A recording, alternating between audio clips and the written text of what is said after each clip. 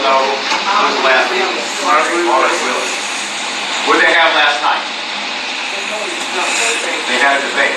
So you can go online now and rewatch that debate if you haven't had it. The debates are really good because, you know, it kind of lets you know about how you feel about the different candidates and the different people. So if you got the time, it's very easy. Go click on the internet, go to ETV, and then you can pull up the debate. And if it takes about an hour, you can actually watch it. The GOP or Republican debate is actually going on right now. So, you know, when you get home or tomorrow, you can actually kind of see some of the things that they're saying. And so the important thing is that these three folks in the Democratic Party provide very, very different visions of how they want the state to work. This is just within the Democratic Party, so we aren't even talking about the Republican Party. So just don't go in and say, well, you know, I seen this guy's sign out here, so I'm going to push the button for him. Based on how you want your vision for your community and state to be, go and make this choice. Because they're very, very different. And then when you cross over to the GOP part, the GOP side, we'll see in a second, you know, it's very, very different. So take the time to get to know these people. These folks have been in and out of town, and they're kind of, you know, coming in and doing the coffee stops, so they really have made themselves open, and there's opportunity. So Phil Noble, James Smith, Margaret Wilson will be in that order. Also, we have a race for the U.S. House of Representatives, District 2. Who's the current person that sits in that seat? You lied. Joe Wilson. Joe Wilson. So Joe Wilson is the guy. That's not district, that's agency. What's that? So we got three folks that are running for that. Phil Black, Sean Kerrigan, and Annabelle Robertson. If you remember, we had Sean and Annabelle both come and talk to us. So you kind of heard for yourselves, you know, kind of how both of those feel, and then, you know, there's Phil Black in there as well. So all of these folks have websites, all of them have a Facebook page. Go and figure out, you know, who you think best represents you. And the bigger thing, and I can say this, is that which one has the best chance of beating Joe Wilson if you want Joe Wilson to beat?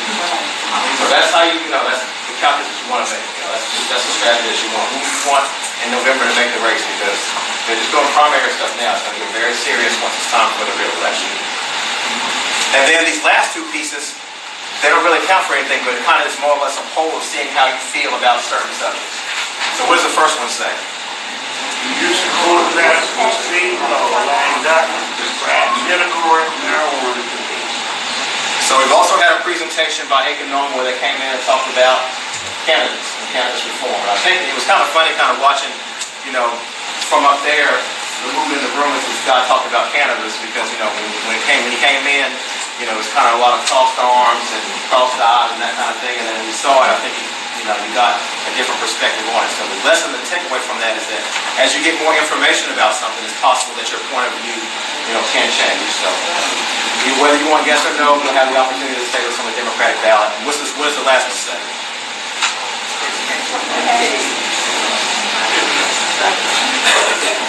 Do you support passing a state law requiring the governor of South Carolina to accept all federal revenues offered to support Medicaid and Medicaid expansion efforts in the state?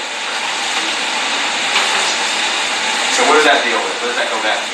It goes back to Nikki Haley, who chose to refuse to accept the money that for Medicaid. Yeah. So as a part of the ACA, one stipulation they made is that the states get a certain amount of money or access to a certain amount of money in order to expand Medicaid and provide medical care for more people. And our state, you know, decided not to do that. And so this, you know, it's just this question here is the poll as whether you think the governor should be able to do that. That makes an interesting aside as well, because you notice in the state of South Carolina, the governor really doesn't have a lot of power compared to all the other states. And really that kind of goes back in history. Because during Reconstruction, the South was, you know, one of the seats of the Confederacy. And so as the old guard is starting to come back in again, they say, you know, we see all these blacks that are sitting in the state house and the state senate, and one day, you know, one of these guys can go on to be governor. So let's limit the power of our governor and put all the hands in the power of the General Assembly. But this is one of the powers that our governor has, and I think that this next governor, whoever we end up choosing, you can guarantee that they're going to try to expand that power as governor. So you see the shift. I mean, you're really kind of sitting at an interesting point in history, because you're going to see, you know, the shift of power change, you know, within the state. So that's just something to keep in mind. Mr. President, is this advisory question a binding? Not binding. Not advisory at all. Okay. But, you know, I mean, if you it's better to have, something that says this is how the people feel about this as opposed to every asking a question. Because the data, again, is kind of what drives it, what should drive it. Moving on to the Republican ballot now. So flip over. This page has all this gobbledygook here. If you choose a Republican ballot now, you see that they have 1, 2, 3, 4, 5 folks that are running for governor, including our current sitting governor. Kevin Bryant, who is our current lieutenant governor. John Rienzi McGill, who sits in the State House. Henry McMaster, who is our current governor. Catherine Templeton, and then she was a former director of DHEC, businesswoman, and then John Moore, he's a former Marine. So again, each of these folks, even on the GOP side, present very, very different visions of how they want the state to work. To the point where if you see some of the commercials, you got some of them shooting snakes with pistols and that kind of stuff, This election is important. What does the Secretary of State do? The Secretary of State of South Carolina, what do they do? One of the things they do. Not a lot of people know this. So what does the Secretary of State do?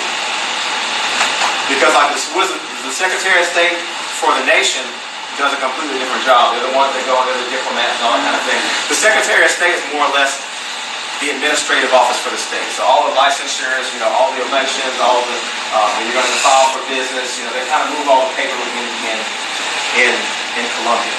And so the important part about this position is if your church wants to make, to have a raffle, have a fundraiser, that kind of stuff, they need to file it through the Secretary of State. So if whoever's sitting in the seat is the one that's making the rules about, how your nonprofit or how your church or how your business or how your small business, if you want to start one, is going to go and operate going forward. So this stuff is important. So you see a couple names here for Secretary of State, and then and there's only one person that's filed for the on the Democratic side. He's a former Army colonel, I think. He's a gentleman, a black fellow gentleman of color as well. So he's already up for November. For Attorney General, what does the Attorney General do?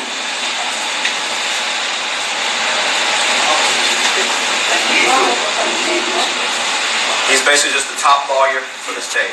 So you've heard about the lawyer, you've heard about the Attorney General a lot lately because he's starting to file suits against the Department of Energy for some of the things that are going on in the site.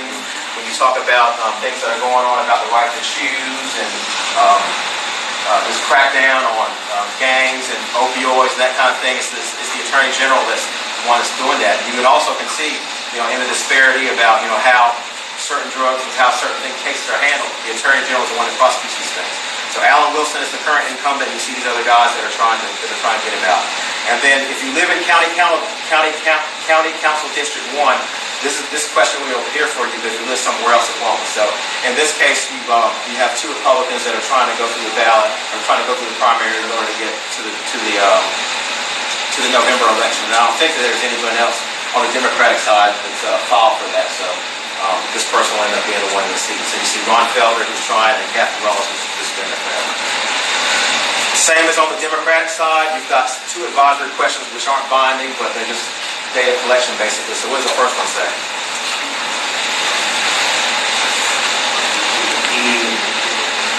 Should a person be allowed to choose to affiliate with a particular party when they are registered to vote? So what does that mean? Well, if you are, what sometimes happens, one side may feel that we can't beat these people or this person, so we're going to all go over and vote against someone else where the one we think we can beat. But you may be a Democrat and you want to have the lesser of the two Republicans. So you go in and you vote as a Republican when you already signed up that you're a Democrat.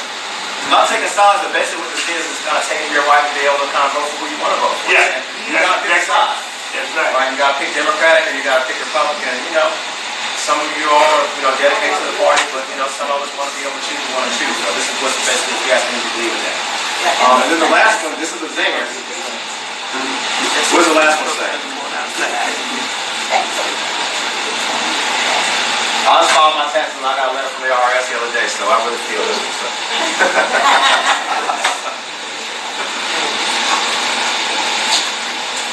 Do you believe that South Carolina's tax code should be brought into conformity with the new Trump tax cuts in the federal tax code for maximum simplification and to lower the overall tax burden on South Carolina taxpayers and businesses?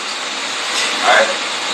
So basically, do you agree, or do you think that South Carolina should be brought into conformance with this new tax code that's been passed? It's kind of funny the way they always word this, and that's why I was asking sometimes, what does this mean? Because sometimes these things are written so that, particularly the ones that are going to go and become parts of the Constitution, you don't know unless you looked at them ahead of time, what they really say. So that's why it's important to print these things out in advance so you can figure out how you want to look. All right. So spend a little time on this, though. You should know kind of how, you should be familiar with it at least. And so tell your friends, this is possible to download a ballot in advance. You can vote absentee if you're going to be, tied up with work, you're going to be out of town, you have a disability or that kind of thing. Again, they're pretty lax with the rules, so anything really goes. So make Tuesday, the first step in going forward and affecting change in November and then the next November. All right? This is our opportunity. You think you don't like the way things are, then this is the first step. All right? And there's more things to go on to come. Is that from that? What is the new Trump tax cut? Oh, God. What are they? And how would this, I'm asking to say, if you don't know what they are they going to benefit people? And this is an advisory question, so it's like... It depends on who you ask. Some people say that, it's going to stimulate business and make, America great. And other people, know that they're going to lose a significant amount of income. There's going to be some unemployment that comes as a result of it. So, But the key is that the question asks is if you want this debatable thing in the federal government implemented in South Carolina. And so, right. That's what they're asking. That's the game. Have they been giving out information, or is there information to find out how it would benefit people in South Carolina? There's plenty of information, but again, it's kind of, who you ask. It's not clear cut. Yeah, there's two sides of the coin. So, there's a very, they're very good, simple kind of easy reader guides that kind of give you one sheet. Talk about what the tax implications of both of them, and how what percentage you're going to pay, over the next couple of years, and then projections about what unemployment are going to do. So all that stuff is out there, but, in this meeting, I can't give it all to you, tell you how to vote. This, you got to log on and get for it. It's out there. Another question about that. Hold on, Mr. Right, hold on. Yes, ma'am. Shouldn't the tax people that do the income tax know that? They should, yeah, because, She was telling me so online, telling me about it. and some of them haven't been implemented yet. So, next year the tax form is going to completely change based on, how it rolls out. The federal one is definitely going to change, and then the state, how, depending on what they do in Columbia, could change as well. Mr. Wright? Now, different state, there's some controversy relative to tax reform or tax cut. Then we vote. So you talk to one party and they say it's tax reform. You talk to another. They say, no, it's not tax reform, it's tax cut. So we need to distinguish between the two. And the important thing is that you got to distinguish for yourself before you get into the ballot and into the booth how you feel about it. Just don't vote yes or no because a Democrat or Republican say it. Well, the other thing is that's only on the Republican ballot. So if you're voting Democrat, you don't have an option to even say one way or the other. But you can guarantee, though, that if everybody says yes, you're going to have a piece of paper that lays it more saying, Oh, yeah. get ready, There's a strategy to everything. You got something? If you go online, it will show you the impact of the Trump tax cuts in South Carolina. If you want to pay more taxes, go for it. And the most unbiased one is the one that's been done by the Congressional Budget Office, the CBO. That's the one that's supposed to be completely neutral. So if you want kind of an objective view about what it's going to be, start at that one and kind of work your way down. Yeah. I want to make a comment, and I know it's not going to be received in some places favorably. But when you look at these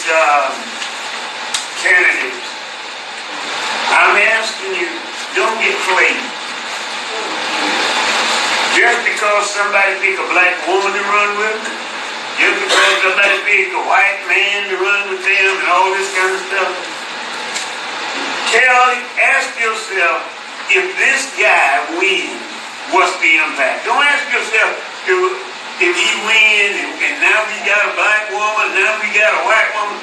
You don't need, that ain't your concern. Your concern ought to be which one of these three people are running will be the best for us in this state, instead of who got who running with them. Don't get played, y'all. They know how to play the game. We can get these by bringing this person over here. What's the word we learned at the beginning of the meeting? Whoa. So, Yeah. whoa. Be aware of the game that's going on, right? Any other comments about the ballot or anything like that? So one thing I want to do as a branch is that we got to figure out a way within the next couple of months to kind of move from just talking about it in here and just getting people registered to vote. That's part of it. To actually getting people to get to the polls and get into that booth and push the button for what they feel. So that discussion is going to come, and I'm going to ask for some of your ideas. So start thinking about it now if you got some ideas about how to get people out, how to get people to actually go in there and push the button. We're going to be talking about that again. All right. Any other questions? Everybody ready for Tuesday? All right. Good deal.